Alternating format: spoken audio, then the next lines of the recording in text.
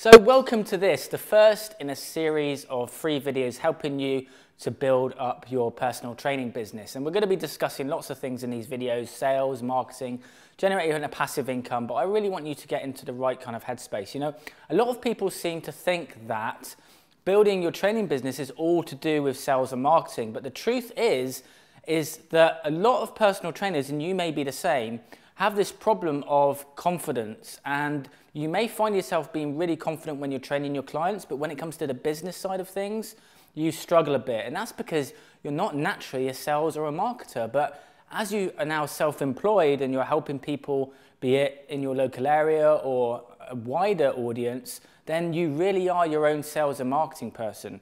And so first of all, we need to get you in the right headspace, because if you don't have the confidence, you're not going to want to close a sale. You're not going to want to reach out to a local business. You're not going to want to market yourself or put yourself and your views on Facebook because of the fear of what other people think. And so having that self-confidence, be it whether you're a new trainer or an established trainer, is really critical. And so when I work with my clients, often we look at mindset before the other things, because if your head isn't in the right place, then the other things are not going to follow.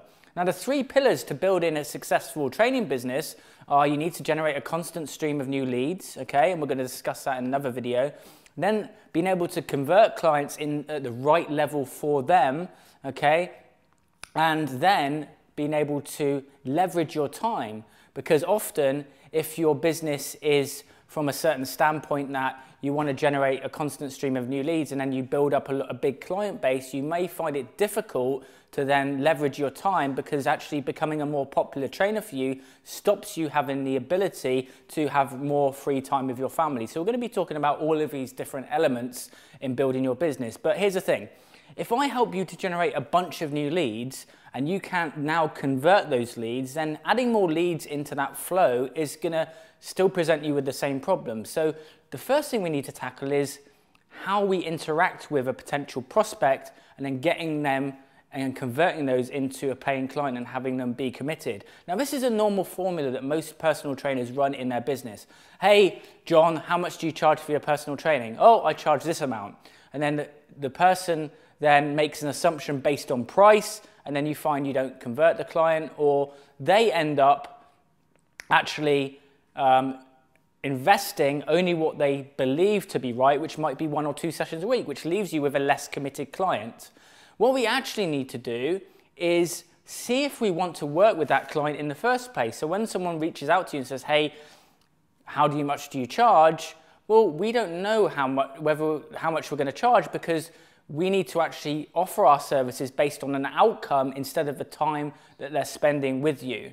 And so if you shift your sales process to actually see that client before you talk about the price, and just say to them, hey, it really does vary, or I would like to see you first to just even see if we're a fit to work together, then that will let you establish how hard they work in a session. It'll allow you to establish their specific goals, and then you can actually sell an outcome and a package based on the results that you get with them, as opposed to the time that you're spending with them. And that small tweak in your training business will really radically increase the chances of a client going from a low quality client to a high quality client over a long period of time. Because if someone just says, oh, how much do you charge? And then you go back to them and tell them the price, they're only, the only reason why they're going to invest then is based on that price alone, when you haven't managed to dig for the pain and the challenges that they have, and you haven't managed to establish rapport.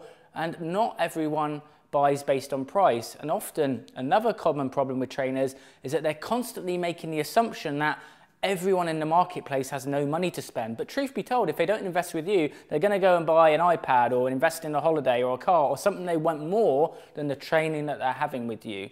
So it's key for us to establish what motivates someone to want to create a change. And oftentimes people have this own belief in themselves that they can't actually get to where they want to be. So we need to build that bridge and have them understand that no, they can actually have the body that they want and they can get to their goals. Because a lot of the time, people are coming to you having had training before, having watched a Divina DVD or having done some kind of training, and they want to really now having spent all of that time and all of that effort not getting results, when they come and see you, they want it to be the final time that they actually get results. And so by selling them into a time-based training package, which is what they've done before, and selling hourly sessions, it's not the best model to run in your training business. And so I actually run a formula with my clients, which is actually how to sell big packages. So I'll typically take a trainer that's selling, 20, 30 pound sessions and have people invest £1,000, £2,000, £3,000 in one go, getting a committed client. And that can happen in a matter of hours from learning this kind of sales training. But the immediate takeaway I want you to get from this is that when someone reaches out to you, don't go back and give them instantly the price. You want to go back and forth in a conversation first and find out their goals, find out where they want to be, because they're going to make a different assessment on how much they want to invest based on you bridging the gap between where they are and where they want to get to.